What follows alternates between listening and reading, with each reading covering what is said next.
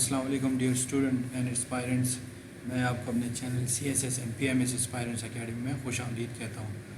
آج جو ٹاپک میں نے سلیکٹ کیا ہے وہ اسلامیات کا ٹاپک ہے اور بہت زیادہ امپورٹنٹ ٹاپک ہے. خاص کر جو کمپلسری پیپر ہوتا ہے اسلامیات کا اس کے لیے بہت زیادہ امپورٹنٹ ٹاپک ہے.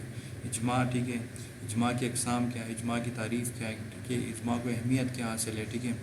تو اس میں کمپلیٹ ڈیٹیل میں آپ کے ساتھ یہ نوٹ شیئر کر رہا ہوں. یہ کارواں کی بکس ہے, ٹھیک ہے, حافظ کریم داد چغتائی کی بک ہے, ٹھیک ہے. انہوں نے بہت اچھا اور بہت ڈیٹیل میں لکھا ہے, تو میں ان کے بک سے آپ کے ساتھ یہ نوٹ شیئر کر رہا ہوں, ٹھیک ہے.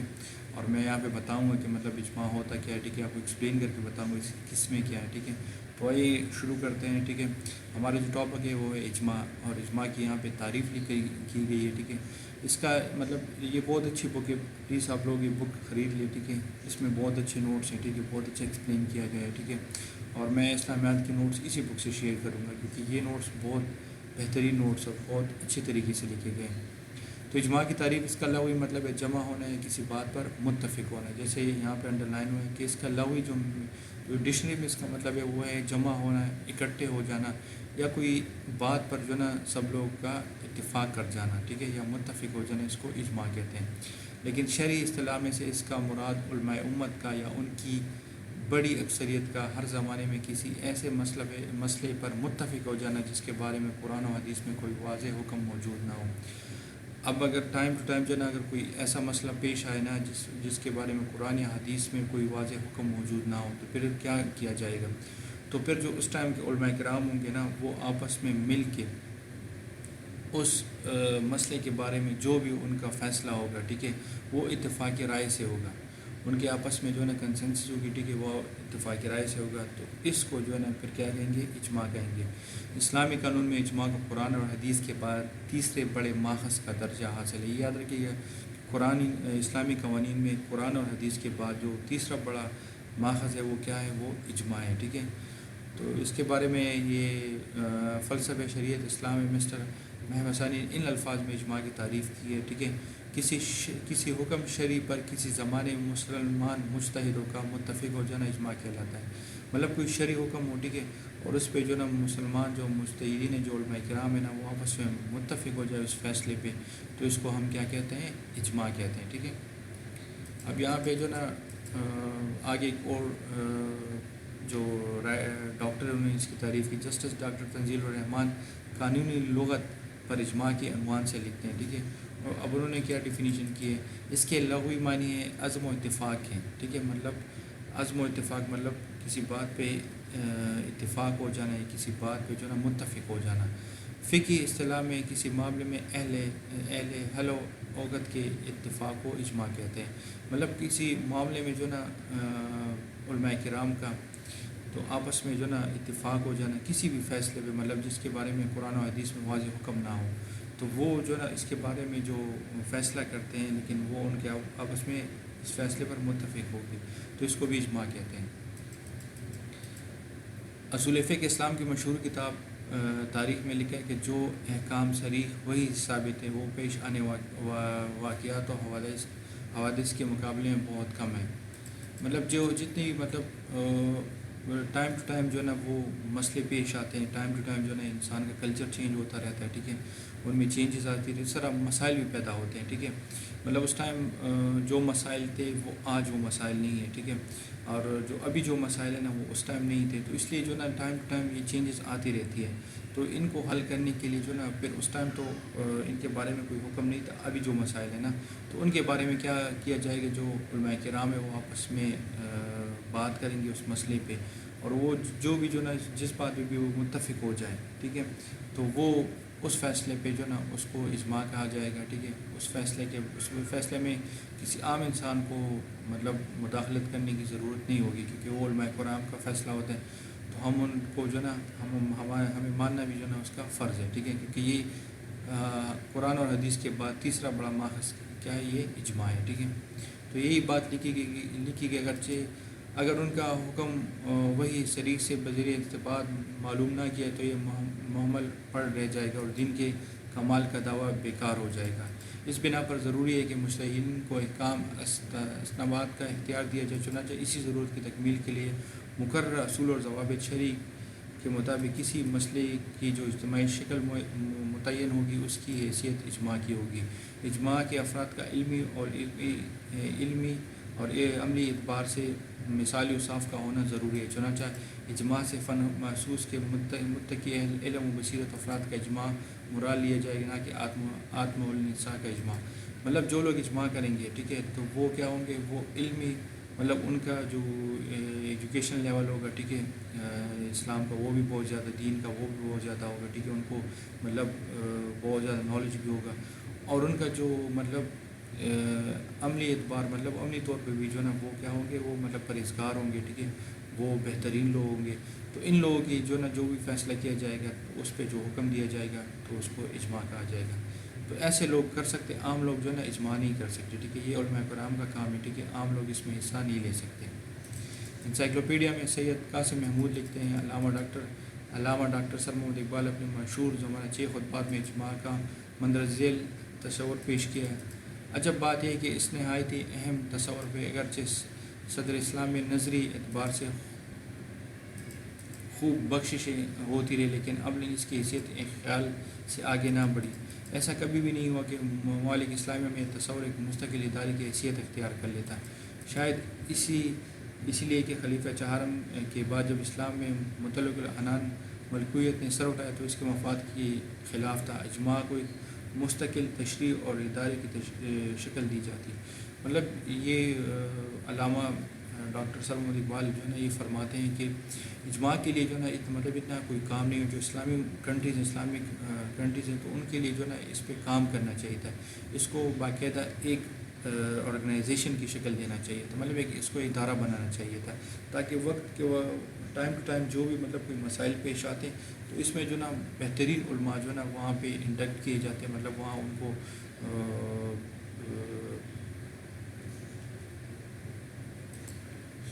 ایک پرماننٹ جاب دی جاتی کہ مطلب آپ لوگوں کا کام ہے کہ آپ مطلب کوئی مسئلہ ہو اس کے بارے میں حدیث اور قرآن میں کوئی ذکر نہ ہو تو آپ لوگ جو ہے اس پہ فیصلہ دے سکتے ہیں، لیکن اسلامی کنٹریز نے ان پہ کوئی کام نہیں کیا، باقاعدہ اس کو کوئی آرگنائزیشن کی شکل نہیں دی، ٹھیک ہے۔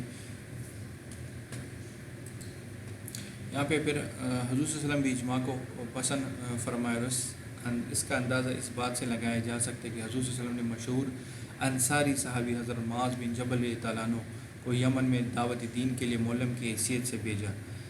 حضور صلی اللہ علیہ وسلم نے بھی جو ہے اجماع کو پسند فرما دیتے، اور اس بات کا اندازہ لگایا جا سکتا ہے کہ جب حضور صلی اللہ علیہ وسلم نے مشہور انصاری صحابی حضرت معاذ بن جبل رضی اللہ عنہ کو یمن میں دعوت دین کے لیے معلم بنا کر بھیجا، ٹھیک ہے، وہ یکم کے جو ہے نا 2 سال تک یکم کے حاکم، مطلب 9 ہجری سے لے کر 11 ہجری تک حاکم رہے، ٹھیک ہے، لیکن حاکم بنانے سے پہلے حضرت محمد صلی اللہ علیہ وسلم نے حضرت معاذ رضی اللہ عنہ سے فرمایا تھا۔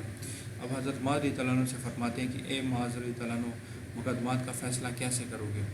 عرض کیا اللہ کی کتاب سے، فرمایا اگر اس میں حکم نہ ملے تو پھر عرض کیا رسول اللہ سنت نبی صلی اللہ علیہ وسلم سے، فرمایا اگر اس میں بھی حکم نہ ملے تو پھر عرض کیا رسول اللہ یا رسول اللہ صلی اللہ علیہ وسلم اپنی رائے سے اجتہاد کروں گا۔ اس پر فرمایا اللہ کا شکر ہے کہ میں نے اپنے رسول کے نمائندے اور فرستادے کو یہ توفیق دی کہ اللہ کا رسول سے راضی ہو گیا۔ حضرت معاذ رضی اللہ عنہ سے فرمایا گیا کہ آپ جو ہے نا مقدمات کا فیصلہ کیسے کرو گے؟ تو آپ رضی اللہ عنہ نے فرمایا کہ اللہ کی کتاب سے کروں گا۔ حضرت صلی اللہ علیہ وسلم نے فرمایا اگر اس میں حکم نہ ملے تو حضرت معاذ رضی اللہ عنہ نے فرمایا کہ میں سنت رسول کو فالو کروں گا، اور پھر حضرت صلی اللہ علیہ وسلم نے فرمایا اگر اس میں بھی حکم نہ ملے تو آپ رضی اللہ عنہ نے فرمایا کہ میں اپنی رائے سے اجتہاد کروں گا، مطلب اجتہاد کروں گا۔ تو اس پر فرمایا اللہ کا شکر ہے، حضرت صلی اللہ علیہ وسلم نے فرمایا اللہ کا شکر ہے کہ اس نے اپنے رسول کے نمائندے اور فرستادے کو یہ توفیق دی کہ اللہ کا رسول اس سے راضی ہو گئے۔ اس حدیث سے پتہ چلتا ہے کہ حضور صلی اللہ علیہ وسلم بھی جو ہے نا اجماع کو پسند فرما لیتے۔ نیچے ایک اور حدیث دی گئی ہے، ٹھیک ہے، اسی حدیث نبی سے یہ بھی ثابت ہوا کہ اجماع سے اختلاف بھی سنت رسول کی مخالف ہے، اور جو بھی حضور صلی اللہ علیہ وسلم کی مخالفت کرے گا ظاہر ہے وہ مسلمان نہیں ہو سکتا۔ مطلب جو بندہ بھی جو ہے نا اجماع سے اختلاف کرے گا تو وہ سنت رسول سے مخالفت کرے گا، ٹھیک ہے، اور جو بھی جو ہے نا حضور صلی اللہ علیہ وسلم کی مخالفت کرے گا تو وہ مسلمان نہیں ہو سکتا، ٹھیک ہے۔ اس بنا پر اجماع کے واجب التعمیل ہونے پر بھی صحابہ کرام رضی اللہ عنہ کا مکمل اتفاق ہے، اور اجماع صحابہ رضی اللہ عنہ کی مخالفت ملامت کی سزا وار قرار پائی۔ مطلب جو بھی اس کی اختلاف کرے گا، ٹھیک ہے، تو وہ سزا کا پادر مطلب اس کو سزا دی جائے گی، کیونکہ صحابہ کرام رضی اللہ عنہ کا اجماع پر جو نا ان کا وہ اس پہ یقین رکھتے تھے، ٹھیک ہے، ان کا مکمل اتفاق تھا۔ اب اجماع اور قرآن میں جو مطلب قرآن میں اجماع کے بارے میں کیا حکم ہے، ٹھیک ہے، قرآن میں اجماع کے حق میں چند آیات بھی ملتی ہے۔ مثلا سورہ یونس کی آیات 71 ہے، اس کا ترجمہ یہ ہے کہ اے برادران قوم، بس تم ایک متفقہ فیصلہ کرو، اپنے شریکوں کو اکٹھا کر لو۔ یہ سورہ یونس کی آیات 71 ہے، ٹھیک ہے، اس کا میں ترجمہ کر رہا ہوں، ٹھیک ہے۔ پھر سورہ نساء کی آیت 59 ہے، ٹھیک ہے، اس میں کیا فرماتے ہیں، اے ایمان والو، اللہ کی اطاعت کرو، رسول کی اطاعت کرو، اللہ کی اطاعت کرو، رسول کی، اور اپنے میں سے اہل اختیار کی اطاعت کرو۔ یہاں اہل اختیار سے مراد مسلمان مجتہدین ہیں، جن کا مسلمانوں میں سے ہونا ضروری ہے۔ تو اس آیات میں بتایا کہ اللہ کی اطاعت کرو، حضور صلی اللہ علیہ وسلم کی اطاعت کرو، اور پھر اس کے بعد جو ہے نا اہل اختیار سے مراد مسلمان مجتہدین ہیں، مسلمان اور یہ علماء کرام ہے، ٹھیک ہے، کیونکہ وہی فیصلہ کریں گے، وہ اسی لحاظ سے جو ہے نا وہ اس اجماع کے لیے پرفیکٹ لوگ ہوتے ہیں۔ پھر سورہ شورى کی آیت نمبر 38 میں اللہ تعالیٰ فرماتے ہیں، اور وہ مسلمان اپنے معاملات باہمی مشورے سے چلاتے ہیں۔ مطلب مسلمان جو ہے نا وہ اپنے معاملات کیا کرتے ہیں، وہ آپس میں مشورہ کرتے ہیں۔ مشورہ کرنا جو ہے نا وہ سنت بھی ہے، ٹھیک ہے، تو مسلمان اپنے معاملات باہمی مشورے سے چلاتے ہیں۔ پھر ایک اور آیت ہے مبارک میں سورہ آل عمران کی آیت 59 میں اللہ تعالیٰ فرماتے ہیں، اور وہ معاملات میں آپ ان سے مشورہ کیجیے، پھر جب مشورے کے بعد کسی بات کا عزم کر لیں تو پھر اللہ پر بھروسہ کیجیے گا۔ مطلب وہ معاملات میں کیا کریں گے، مشورہ کریں گے، جب وہ مشورے پر متفق ہو جائیں گے تو پھر وہ اللہ پر توکل کریں گے۔ پھر اجماع اور حدیث، نبی صلی اللہ علیہ وسلم مطلب حدیث میں جو ہے اجماع کے بارے میں حدیث میں کیا فرمایا گیا، ٹھیک ہے، حضور صلی اللہ علیہ وسلم نے متعدد مقامات پر اجماع کا ذکر ہوا، جیسے آپ نے اوپر حدیث پڑھی یہ حضرت معاذ بن جبل رضی اللہ عنہ کے ریلیٹڈ، ٹھیک ہے، اس میں بھی جو ہے نا اجماع کو بتایا گیا کہ حضور صلی اللہ علیہ وسلم اجماع کو پسند کرتے تھے، اور حضور صلی اللہ علیہ وسلم نے جو ہے نا متعدد مقامات پر اجماع کا ذکر فرمایا۔ مثلا ترجمہ، میری امت گمراہی پر متفق نہیں ہوگی، مطلب حضور صلی اللہ علیہ وسلم کی جتنی بھی امت ہے وہ کبھی بھی گمراہی پر متفق نہیں ہوگی۔ اب اس کے بعد ایک اور حدیث ہے، جس چیز کو مسلمان اچھا سمجھے وہ اللہ کے نزدیک بھی اچھی ہے۔ حضور صلی اللہ علیہ وسلم کا ارشاد ہے کہ جو چیز کو مسلمان اچھا سمجھے اس کو وہ اللہ کے نزدیک بھی جو ہے نا وہ اچھی ہوتی ہے۔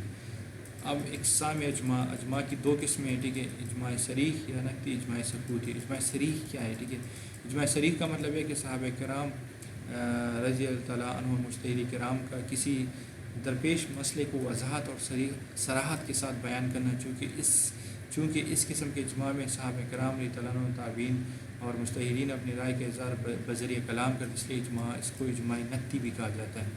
اجماع صریح کیا کہتے ہیں، اجماع نقطی کس کو کہتے ہیں، مطلب جس میں کسی مسئلے پہ صحابہ کرام یا علماء کرام جو ہے نا اس مسئلے کو وضاحت کے ساتھ پیش کریں، ٹھیک ہے، اور وہ جو مسئلہ پیش کریں گے وہ بذریعہ کلام مطلب وہ بات کریں گے، ٹھیک ہے، اس پہ، اس لیے اس کو اجماع نقطی یا اجماع صریح بھی کہا جائے، اس میں بات چیت کی جاتی ہے، ٹھیک ہے۔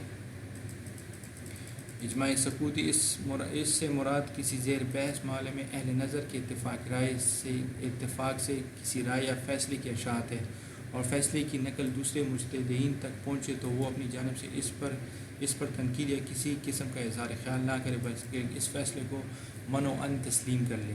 مطلب کوئی فیصلہ ہو، کوئی معاملہ ہو، کوئی مسئلہ ہو، ٹھیک ہے، تو اس میں مطلب جو مجتہدین کرام ہوں گے، ٹھیک ہے، وہ جو نا اس پہ فیصلہ کریں گے، تو یہ جو فیصلہ ہوگا اس کی نقل مطلب اس کی فوٹو کاپی جو نا وہ دوسرے مجتہدین تک پہنچے گی، لیکن اس میں جو نا وہ اس پہ کسی قسم کی تنقید یا اظہار خیال نہیں کر سکتے، بلکہ اس فیصلے کو اپنے دل سے تسلیم کریں گے۔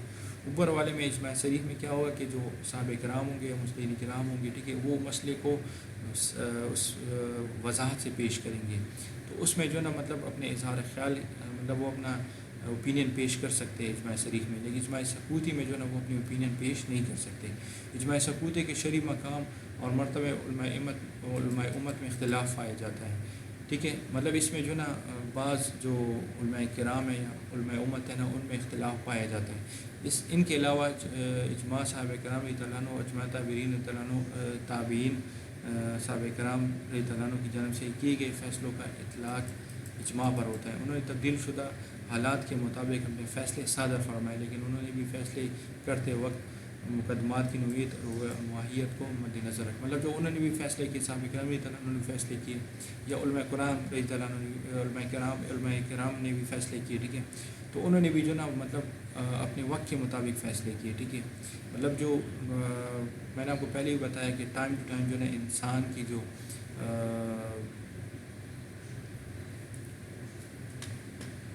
جو کلچر ہے، ٹھیک ہے، اس میں چینجز آتی رہتی ہے، ٹھیک ہے. تو یہی انہوں نے بھی جو نا وقت کو مطلب مد نظر رکھا، ٹھیک ہے. اب جدید سائنسی انکشافات نے اجماع کی عمل کو بہت آسان بنا دیا. اس زمن میں ٹیلی فون، ٹیلی پرنٹر، فیکس، انٹرنیٹ اور مواصلاتی سیاروں کے ذریعے حاصل کی جانے والی معلومات کا تبادلہ بھی شامل ہے. اسی وجہ یہ کہ موجودہ زمانے کے مجتہدین بھی اپنی آسانی کے لیے ان ذرائع کو استعمال کر کے کسی فیصلے پر پہنچ سکتے ہیں. مطلب یہ سائنس کی جو مطلب انوینشن ہے، ان کو بھی یوز کیا جا سکتا ہے. اس میں ٹیلی فون ہے، ٹیلی پرنٹر ہے، نیٹ ہے، فیکس ہے، ٹھیک ہے. تو اس کے ذریعے کو بھی جو نا مطلب یوز کیا جا سکتا ہے، ٹھیک ہے، اجماع میں. اور اس کا پاکستان کے آئین میں 1974 میں پارلیمنٹ نے احمدیوں کے دو گروپوں، لاہوریوں اور قادیانیوں کو غیر مسلم اقلیت قرار دے کر اجماع کی عمدہ مثال قائم کی. پارلیمنٹ نے متفقہ فیصلہ علماء کے فتووں، مجالس، مذاکرات، تحریر و خط و کتابت کی روشنی میں کیا تھا. اب پاکستان کے آرٹیکل 1973 کے تحت، ٹھیک ہے، ایک فیصلہ ہوا تھا 1974 میں، جو احمدی اور جو مطلب احمدی ہیں، ان کے دو گروپ ہیں، ایک لاہوری اور قادیانی گروپ ہے، ٹھیک ہے. ان کو غیر مسلم اکثریت قرار دیا گیا تھا، ٹھیک ہے. مطلب یہ کہ یہ مسلمان نہیں ہے، ٹھیک ہے، یہ اسلام کے دائرے سے خارج ہے. تو یہ فیصلہ جو نا اتفاق رائے سے ہوا تھا. اس میں علماء کرام نے ٹھیک ہے فتوی دیے تھے، ٹھیک ہے. اس میں مجالس، مذاکر، مطلب اس میں مجالس ہوئی تھی، تحریری ہوئی تھی، خط و کتابت ہوئی تھی. تو اسی ذریعے سے جو نا ان کو جو نا کیا قرار دیا گیا تھا، ان کو اسلام کے دائرے سے خارج کر دیا گیا تھا. اور یہ قرار دیا کہ لاہوری اور قادیانی یہ مسلمان نہیں ہے، ٹھیک ہے، یہ اسلام کے دائرے سے خارج ہے.